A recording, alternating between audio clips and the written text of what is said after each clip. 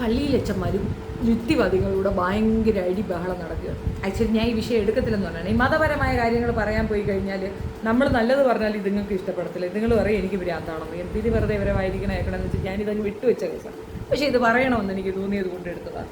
വിഷയം മറ്റൊന്നുമല്ല, നമ്മുടെ ഒരു അച്ഛൻ്റെ പേരൊന്നും ചോദിക്കരുത്.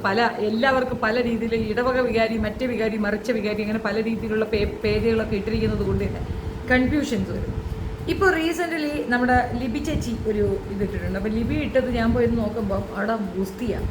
സംസ്ഥാന സർക്കാരിന് ദിവ്യജ്യോതി തട്ടിപ്പ് നടത്താമെങ്കിൽ സെബാസ്റ്റ്യൻ വട്ടപ്പറമ്പിൽ അച്ഛന് ഗോതമ്പപ്പം ഇറച്ചിയാക്കാൻ അവകാശമുണ്ട്. തൊള്ള സെബാസ്റ്റ്യൻ അച്ഛൻ ഇതിൻ്റെ ഇടയ്ക്ക് എന്തിന് ഇത് എന്നുള്ളതായിരുന്നു എൻ്റെ സംശയമൊന്നും തെറ്റണ്ട, പ്രശ്നമൊന്നുമില്ല.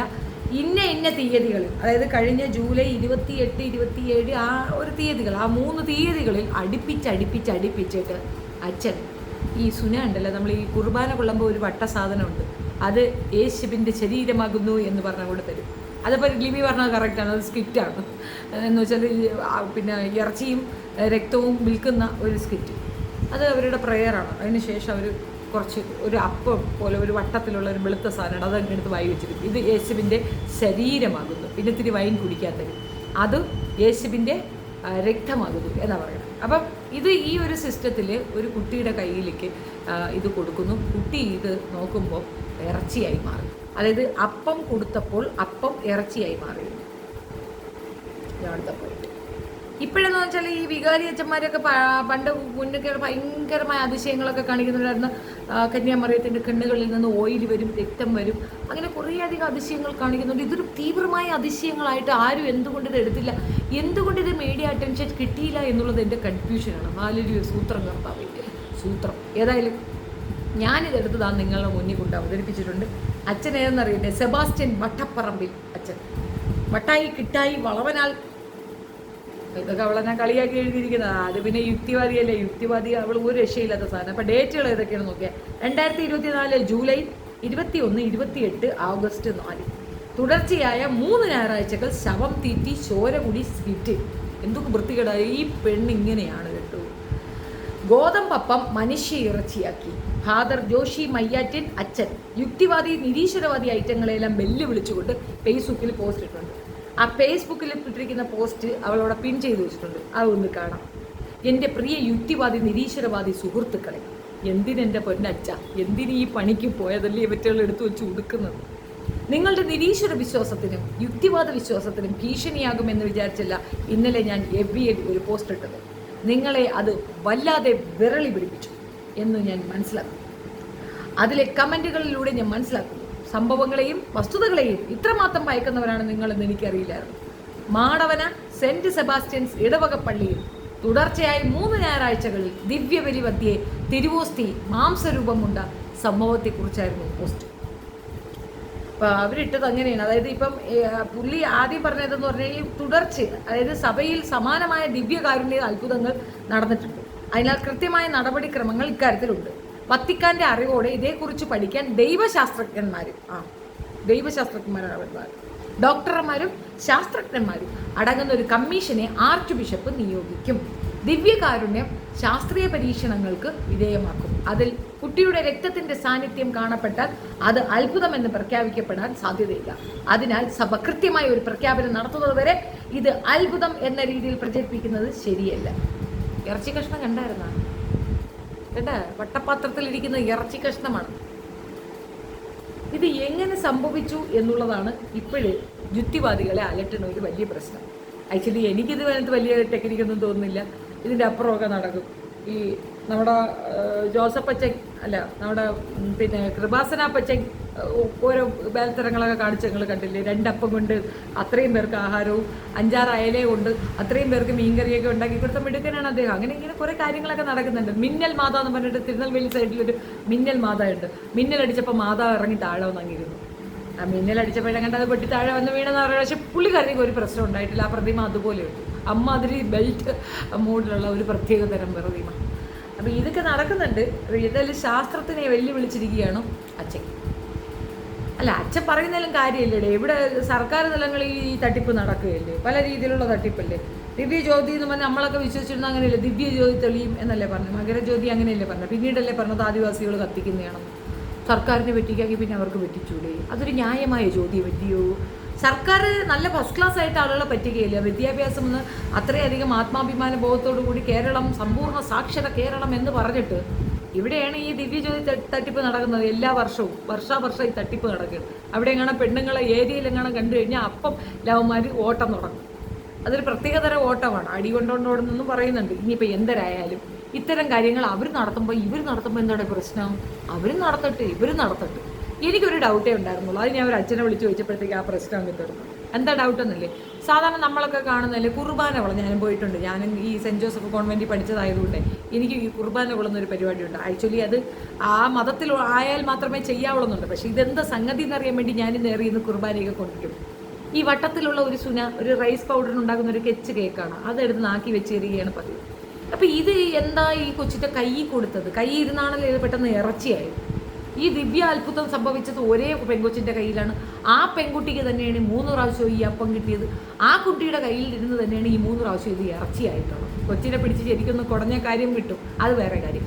പക്ഷേ അപ്പോഴും സുപ്രീം കോടതിയിലേക്ക് ഇവരെല്ലാവരും കൂടെ വെച്ച് പിടിച്ചിട്ടുണ്ടായിരുന്നു. അതായത് ഈ അപ്പം നാക്കി കൊടുക്കേണ്ട, കൈ കൊടുത്താൽ മതി. ഇവർ പിന്നെ എന്തിനും അടിയാ, അത് നിങ്ങൾക്ക് അറിയത്തില്ലയോ?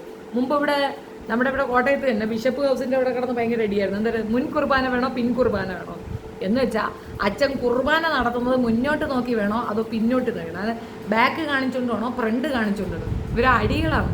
ഇവർ തമ്മിൽ തല്ലുന്ന എന്തിനാണ്? അതായത് വിഭാഗങ്ങളുണ്ടല്ലേ, വിഭാഗങ്ങൾ തമ്മിൽ തല്ലുന്ന കാരണങ്ങളാണ് പറഞ്ഞത്. മുൻ കുർബാനയ്ക്കടി പിൻ കുർബാനയ്ക്കടി. ഇതേപോലെ ഒരു അടിയായിരുന്നു നാക്കിൽ വേണോ കയ്യിൽ വേണോ എന്നുള്ളത്. ഈ കയ്യിൽ വേണോ നാക്കിൽ വേണോ എന്നുള്ളതും കൊണ്ട് കോടതിയിലോട്ട് ചെന്ന് ഹൈക്കോടതി അവർ എന്തായാലും ഭാഗ്യത്തിനില്ല, മഞ്ഞൾ ചോപ്പയ്ക്ക് കൊടുത്താണെങ്കിൽ പണിഷ്മെൻ്റ് ഒന്നും കൊടുത്തില്ല. ഐ മീൻ പെറ്റീഷൻ ഫൈനൊന്നും കൊടുത്തില്ല. നീ എവിടെയെങ്കിലും കൊണ്ടുപോയി ഇതെന്നങ്ങ് ഉണ്ടാക്കിക്കോ, ശല്യം ചെയ്യരുത്, ഇറങ്ങി ഓടിക്കോ എന്ന് പറഞ്ഞ് ഓടിച്ചങ്ങ് വിട്ടു. നിസ്സാര കാര്യങ്ങളും കൊണ്ടാണ് അങ്ങോട്ട് തള്ളി കയറുന്നത്. മനുഷ്യൻ്റെ സമയം കളയാനായിട്ടുള്ള ഒരേ തരം കുത്സിതങ്ങൾ. ഏതായാലും കൊള്ളാം, നല്ല കോമഡി ഷോ ആയിട്ടുണ്ട്. പ്രഹസനങ്ങളുടെ ഒരു വലിയ മാരാമാരി. ചിലയിടങ്ങളിൽ കണ്ടിട്ടില്ല, ഒരു കല്ലെടുത്ത് കുത്തിവെച്ച് അരി വെച്ച് കഴിഞ്ഞിട്ട് ദൈവമാണെന്ന് പറഞ്ഞാൽ പിന്നെ എല്ലാവരും കൂടെ അതിൻ്റെ മുന്നിൽ കിടന്ന് കവുന്നത്. ഇതൊക്കെ കാണണമെങ്കിൽ തിരിച്ചറിയണമെങ്കിൽ PK എന്നൊരു ഹിന്ദി സിനിമയുണ്ട്, അതൊന്ന് കണ്ടു കഴിഞ്ഞാൽ ഏകദേശം നിങ്ങൾക്ക് മനസ്സിലാവും. നീ ഭയങ്കര നിരീശ്വരവാദിയാണ്, നീ അതുകൊണ്ട് അങ്ങനെയൊന്നും പറയില്ല. ഒരാൾ മേറ്റ് ഈസ് ദർ, അതെൻ്റെ ഇൻട്രസ്റ്റ് തന്നെയാണ്, ഞാനും വിശ്വസിക്കുന്നുണ്ട്. പക്ഷേ ഈ അന്ധവിശ്വാസം കുറച്ച് ഓവറല്ലേ, ഗോത്രീയത അത് ഭയങ്കര ഓവറാണ്, ഭയങ്കര വൾഗറാണ്. ഇനിയിപ്പം വേണമെങ്കിൽ ഇവർ പറയുന്ന ദൈവശാസ്ത്രജ്ഞന്മാർ വരും, ഇവിടെ നിന്നുള്ള ശാസ്ത്രജ്ഞന്മാർ വരും. ഇതൊരു ശാസ്ത്രത്തിൻ്റെ മറ്റൊരു കണ്ടുപിടുത്തമാണ്. അപ്പോൾ തന്നെ മൊത്തത്തിൽ തെറ്റാം.